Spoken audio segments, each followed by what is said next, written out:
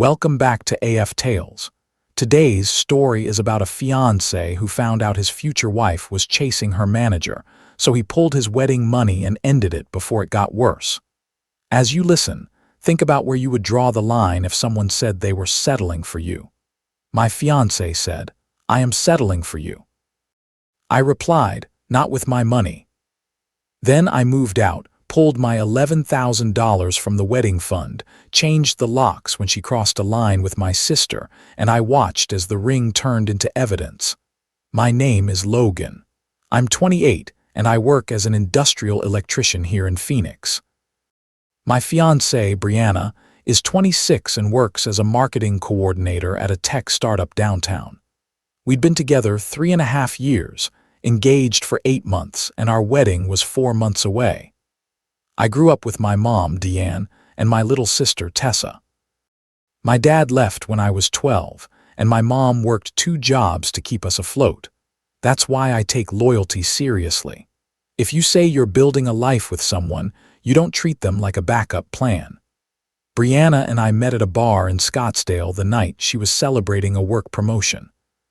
She was polished, confident, and ambitious, the opposite of the people I'd dated before. Her parents are both professionals. Nice house, matching Lexus SUVs, the whole thing.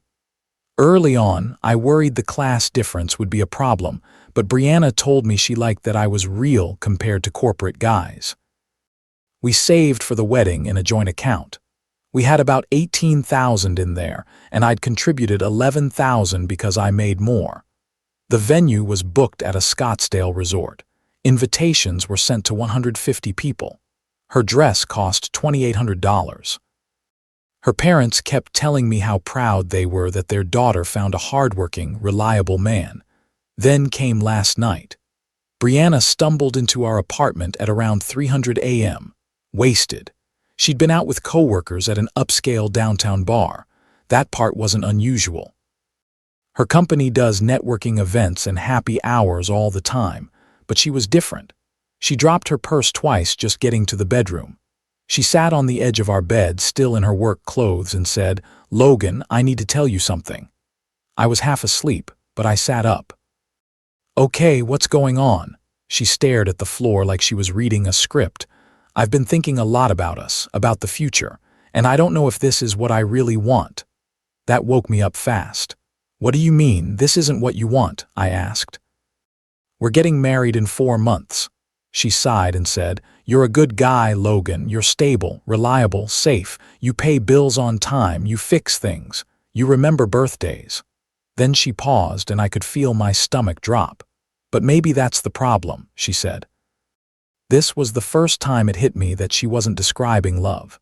She was describing a service. I asked her what she was really saying, and she swallowed hard like she was trying to get it out before she lost her nerve. "Hunter at work," she said. "He's different. He makes me feel alive in a way I haven't felt in years. With you, it's comfortable. With him, it's exciting. It's like electricity." Hunter Vance, their regional sales manager, 32. Black BMW, expensive suits. I'd met him at a couple work events. Loud, flashy, always name-dropping clients like it was a personality trait. I looked at Brianna in the dark and asked, "Are you telling me you're cheating on me?" She shook her head fast. "It's not cheating. We haven't done anything physical."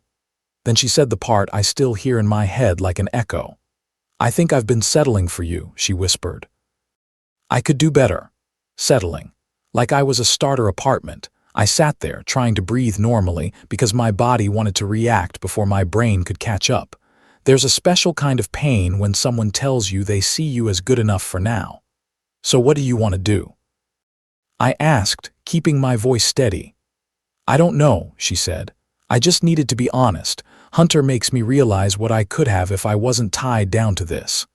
She gestured around our apartment like it was a trap. I looked at the living room I'd painted last month. The kitchen table we picked out together. The couch where we watched movies every weekend. I asked, "What's wrong with this?" "Nothing," she said. "It's just not enough anymore."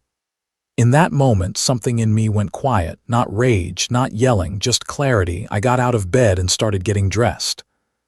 "Where are you going?" she asked. "If you think you're settling for me," I said, "I'm going to make it easy for you." I pulled on my jeans and work shirt and grabbed my boots. "I'm staying at my mom's tonight. Tomorrow, I'm taking my money out of the wedding account." She started crying immediately. "Logan, wait, that's not what I meant. I was drunk. I'm confused. I love you." "Do you?" I asked, "because it doesn't sound like it." She kept begging me not to leave, but it felt like panic, not regret. Like she was afraid of consequences, not afraid of losing me.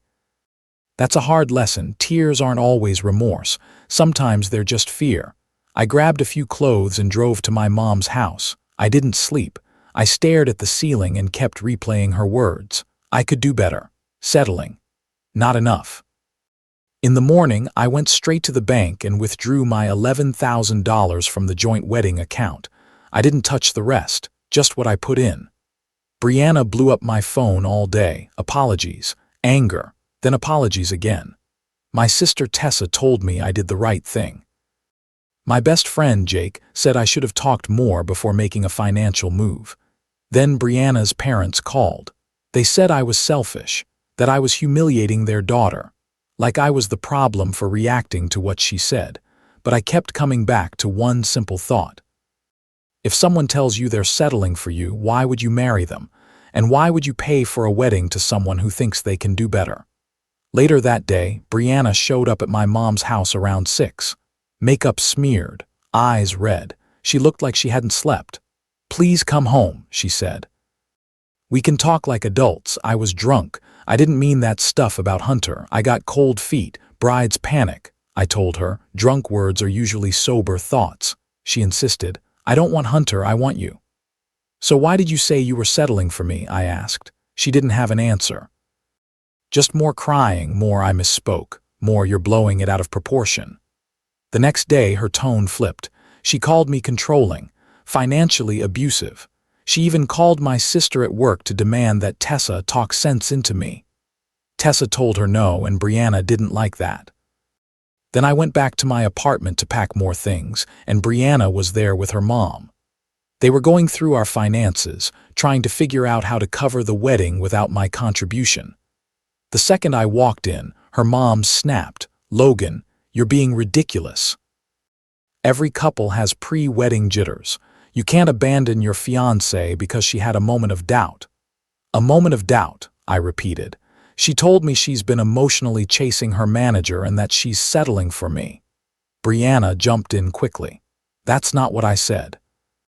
I said Hunter makes me feel different, not that I want him instead of you." Her mom crossed her arms. She explained everything. "You're twisting her words as an excuse to steal from your joint account." "It's not stealing when it's my money," I said, and I kept packing. We argued while I folded work shirts into a box. They kept repeating, "Nothing physical happened," like that was supposed to erase everything else. Sometimes people cling to technicalities because they know the truth sounds worse. I said, "You told me I wasn't good enough. You can't take that back." Her mom shrugged. "People say things they don't mean when they're drunk and emotional." "Maybe," I said, "but they also tell the truth when they think nobody will call them on it." That's when Tessa showed up to help me move the last of my stuff. The second my sister walked in, Brianna's whole attitude changed. She went sarcastic, mean. "Oh good," Brianna said. "The sister is here. Did you come to support Logan's temper tantrum?" Tessa raised an eyebrow. "I came to help my brother get away from someone who doesn't appreciate him." Brianna snapped, "Don't act like you know anything about our relationship. You've been jealous of me since day one because you can't stand that Logan found someone more important than his little sister." Tessa laughed. "More important? You just told him he wasn't good enough for you." And that's when Brianna lost control. She got right in Tessa's face and yelled, "Get out of my apartment." Tessa stayed calm. "It's Logan's apartment too, and he asked me to help. We'll be done in a few minutes." Brianna screamed one more insult, and then she slapped my sister across the face. The sound filled the room. Tessa stumbled back, hand on her cheek. I dropped the box I was holding. I stepped between them and looked at Brianna with a kind of calm I didn't know I had. "You just made the biggest mistake of your life," I told her. Brianna tried to justify it. She was disrespecting me in my home. This isn't your home anymore, I said. Pack your stuff and get out. You have 1 week to find somewhere else to live. Her mom started protesting, saying I couldn't do that. I pointed to the lease. My name, not Brianna's. After they left, Tessa and I went straight to the police station and filed an assault report. Tessa took photos of her face right away, and my mom was a witness to Brianna showing up earlier, plus the timeline made sense. The officer told us that with physical evidence and a witness, they'd pursue it. That night, I called my landlord and asked about changing the locks. Since Brianna wasn't on the lease, he told me I could change them, so I did. Brianna started sending texts in waves. I'm sorry. Then I'll sue you for illegal eviction. Then please talk to me. But after she put her hands on my sister, it stopped being about a messy breakup. It became about family. A couple days later, Brianna was arrested. She spent a night in jail and got released. Her parents hired a lawyer who tried to frame it as a domestic dispute between emotional women, like that made it less serious. Tessa didn't care. I don't care if she's upset, she told me. She doesn't get to hit me. The prosecutor agreed and the case moved forward. Socially, everything split down the middle. Some friends said I overreacted by taking my wedding money and involving police. Others said Brianna showed her real colors and I dodged a bullet. Even Jake changed his mind when he heard about the slap. Nobody hits family, he said. That's a line you don't cross. Brianna's parents kept calling, demanding I drop everything because I was ruining their daughter's life. Her dad even showed up at my job site in a suit and started yelling at me in front of my crew about money and reputation. My foreman had to escort him out. It was embarrassing, but it also showed me something. They weren't trying to fix anything. They were trying to control the story. Then the situation with Hunter got exposed. Turns out Hunter had been married for 6 years. His wife found out about his friendship with Brianna after someone at a company party mentioned how close they'd gotten. She dug through his phone, found flirty messages, and confronted him at the party in front of coworkers. Full scene. HR got involved because the company had policies about managers pursuing subordinates. Hunter got suspended pending an investigation. Brianna posted vague stuff online about learning who your real friends are and people not being who you thought. Then she texted me asking to meet for coffee like adults. I didn't respond. A week later, my sister told me something else. One of her dental patients said they saw Brianna working as a cashier at Target. Then I heard through mutual friends that Brianna got let go from her marketing job during a restructuring. I didn't celebrate, I didn't feel happy, I just felt distant, like it was someone else's life. And the more time passed, the clearer the past got. The comments I'd brushed off, how she'd criticize my truck for being too blue-collar at her work events. How she'd hint I should dress differently around her parents. How she'd act like my friends were embarrassing. I used to think she was helping me level up. Now I realized she was trying to edit me into someone her world would respect. Then the court stuff wrapped up. Brianna ended up pleading no contest on the assault case. She got probation, anger management, community service, and had to cover Tessa's medical bills. Tessa had ringing in her ear afterward and had to see a doctor. Hunter got fired after HR found more complaints. Apparently, Brianna wasn't the first. He had a pattern of pursuing women who worked under him, especially women already in relationships. His wife divorced him. And once he lost his job and his life got messy, Hunter dumped Brianna immediately. All that electricity disappeared the second it came with consequences. Meanwhile, I got promoted at work to project supervisor. Better pay, more responsibility, and honestly, it felt good to put my energy into something real. I also started dating someone new.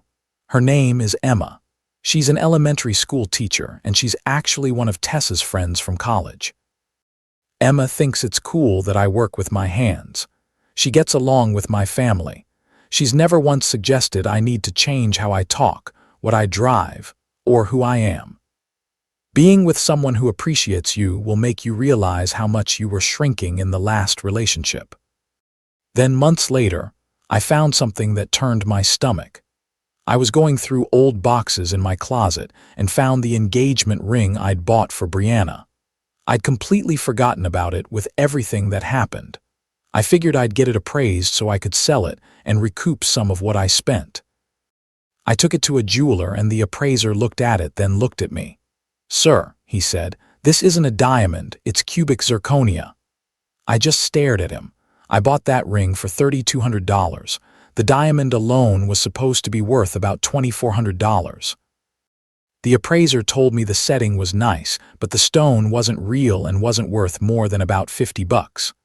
My first thought was that the store had scammed me, but something felt off. I went home and examined the ring closely. The setting looked the same, but now that I knew what to look for, the stone didn't look like what I remembered. Then it hit me. Brianna had taken the ring to get professionally cleaned about 3 months before everything blew up. She kept it for almost a week and said the jeweler was backed up. I called Tessa and told her my theory. We went back to the jewelry store where I bought it. They checked the serial number on the setting and confirmed the setting was theirs. But they told me, straight up, they'd never seen that stone before. So I filed a police report for theft. The detective warned me it would be hard to prove unless they could find where the real diamond went. 2 days later, the detective called back. They'd found a pawn shop record from 3 months earlier. Someone matching Brianna's description sold a loose diamond for $1,800. The pawn shop had security footage and required ID. It was her. And that ring wasn't just a ring. The setting was a family heirloom. It had been my grandmother's. I'd had it reset with a larger stone for the proposal, but the setting itself was sentimental. Now Brianna was facing theft charges on top of everything else, because the stolen stone was worth over $2,000. I heard through mutual friends that she was still working retail, still living with her parents, and her legal fees had drained her savings. Now she was looking at real consequences. I didn't feel triumphant. I felt relieved that I didn't marry her. Because looking back, her confession about Hunter wasn't a random drunk mistake. It sounded like someone testing the ground. Someone planning an exit while making sure the wedding money stayed available. Someone trying to line up a better option while keeping me steady in the background. She was stealing from me while I worked overtime to fund the wedding. She was literally financing her escape plan. And the scariest part is this: if she hadn't gotten drunk that night and let the truth slip, I might have married her. Emma and I have been taking things slow, but I'm planning to propose soon. And this time, the ring is staying locked up until the moment it's on her finger. I'm getting it insured and documented because I've learned that trust is important, but so is protecting yourself. If there's one thing I'm grateful for, it's that the worst night of my relationship saved me from a lifetime with the wrong person. Sometimes the moment that breaks your heart is the moment that finally tells you the truth. Lesson 1. If someone describes you as safe and reliable like it's an insult, they aren't looking for a partner. They're looking for a lifestyle upgrade. Lesson 2. Emotional cheating is still betrayal. Nothing physical happened is not a clean bill of health. Lesson 3. When someone shows you contempt, believe it. Love doesn't need to call you ordinary to feel powerful. Lesson 4. Boundaries aren't punishments. They're what you set when you realize the other person doesn't respect you. Lesson 5. Pay attention to how someone acts when they don't get their way. That's often the real personality. Lesson 6. Protecting yourself isn't cruelty. It's what you do when the trust is already broken. So what would you have done if your fiancé told you they were settling for you 4 months before the wedding? And if you found out later they'd been stealing from something that mattered to your family, would you ever speak to them again?